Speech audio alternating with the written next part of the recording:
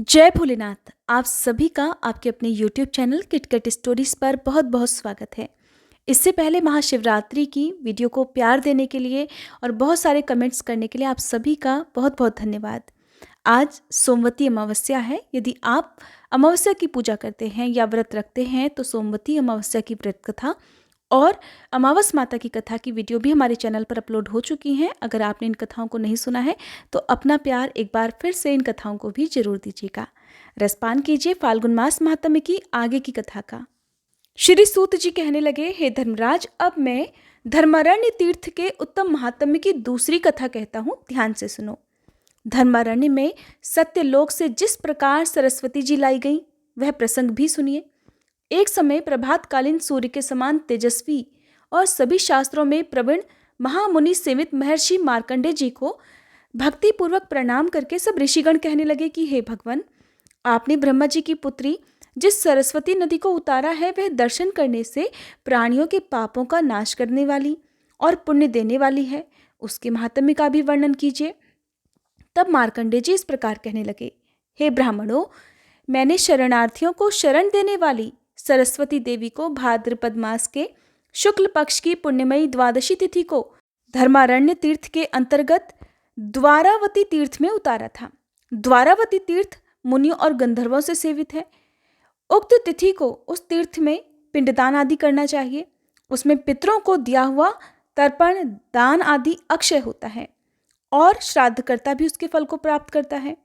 यह महत्वपूर्ण उपाख्यान पापों का नाशक और पुण्यदायक है। पवित्र वस्तुओं में पवित्र और महापापों का निवारण करने वाला है। सरस्वती जी का जल सभी मंगलों के लिए भी मंगल कारक और परम पवित्र है।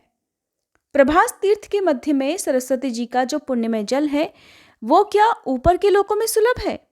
सरस्वती जी का जल मनुष्यों की ब्रह्म हत्या को भी दूर करता है।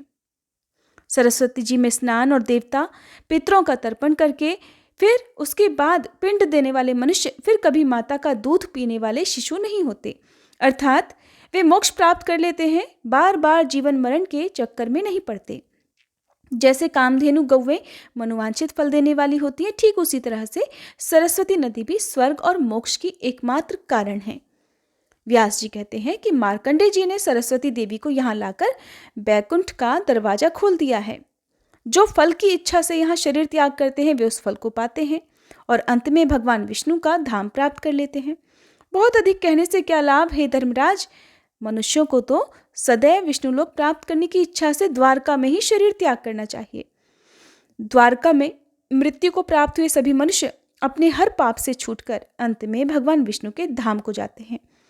उस तीर्थ में स्नान करके जो मनुष्य भगवान विष्णु का पूजन करता है वह सभी पापों से मुक्त होकर विष्णु धाम को जाता है। वो सब तीर्थों में उत्तम तीर्थ है जहाँ साक्षात श्री हरि वास करते और उस तीर्थ में रहने वाले मनुष्य के सभी पापों को हर लेते हैं। द्वारका तीर्थ मोक्ष चाहने वाले मनुष्यों को मुक्ति दिलाने वाला, धनार्थियों को अर्थात धन की इच्छा रखने वालों को धन देने वाला, आयु सुख और सभी मनोवांछित फल प्रदान करने वाला है। जो मनुष्य वहाँ एकादशी तिथि को उपवास करके श्राद्ध करता है वह नरकों से सभी पितरों का उद्धार कर देता है। वहाँ द्वारका के पास में ही मार्कंडेय जी से उपलक्षित एक गोवत्स नामक तीर्थ भी है जो पृथ्वी में सभी जगह विख्यात है।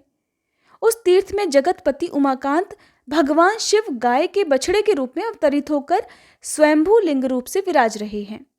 पूर्व काल में बालाहक नाम के एक शत्रु विजयी राजा थे जो महान बलवान और भगवान शिव जी के परम भक्त थे।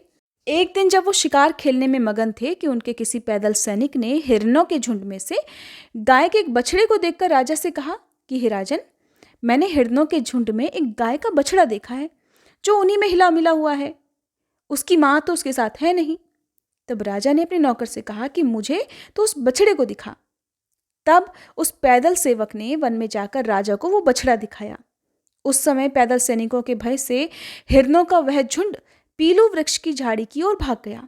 तब गाय का बछड़ा भी ठीक उन्हीं की तरह दौड़ लगाता हुआ उसी ओर चल दिया जहां वो सारे हिरण गए हुए थे। राजा उसे पकड़ने के लिए झाड़ी में घुस गया और जैसे ही उसे पकड़ने लगा तुरंत ही वह उज्जवल शिवलिंग के रूप में बदल गया। ये देखकर राजा को बड़ी हैरानी हुई। अब राजा सोचने लगे कि ये क्या बात हुई, ये तो बड़ा घनघोर आश्चर्य हुआ। तब तक उस शिवलिंग के मध्य भाग में उन्होंने गाय के बछड़े को स्थित देखा। अब उनके मन में ये निश्चय हो गया कि अवश्य ही गाय के बछड़े के रूप में साक्षात भगवान महेश्वर ही विराजमान है। अब तो उन्हें अपने साथ ले जाने के लिए तत्पर होकर राजा ने उस शिवलिंग को उखाड़ने का प्रयास किया, किंतु वे उस देवलिंग को किसी भी प्रकार उठा तो क्या, हिला भी नहीं सके। तब राजा के साथ सभी देवताओं ने भगवान शंकर से प्रार्थना की। देवतागण कहने लगे, हे प्रभु, हे भगवान सर्वदेवेश्वर, आपको सभी लोगों का हित साधन करने की इच्छा से शुक्ल लिंग रूप से स्थित होना चाहिए। श्री महादेव जी कहने लगे, देवतागणों, मैं यहाँ सदा ही लिंग रूप से स्थित रहूंगा। भाद्रपद मास के कृष्ण पक्ष में अमावस्या के दिन मेरा प्राकट्य हुआ है, इसलिए उस दिन विधि पूर्वक स्नान करके जो लोग इस शिवलिंग का पूजन करेंगे उन्हें कोई भय नहीं होगा। यहाँ पिंडदान करने से पूर्वजों को सदा के लिए उत्तम लोक की प्राप्ति होगी। घोर रौरव नामक नरक, कुंभीपाक और अन्य अन्य नरकों में गिरे हुए अथवा पशु पक्षियों की योनियों में पड़े हुए जो पितर हैं, उन्हें भी यहाँ एक बार पिंडदान करने मात्र से अक्षय गति की प्राप्ति हो जाती है, उन्हें मोक्ष प्रदान हो जाता है। इसके बाद तो राजा बलाहक ने सभी देवताओं के समीप उस शिवलिंग को स्थापित किया और लोकहित की कामना से अनेक प्रकार के दान दिए।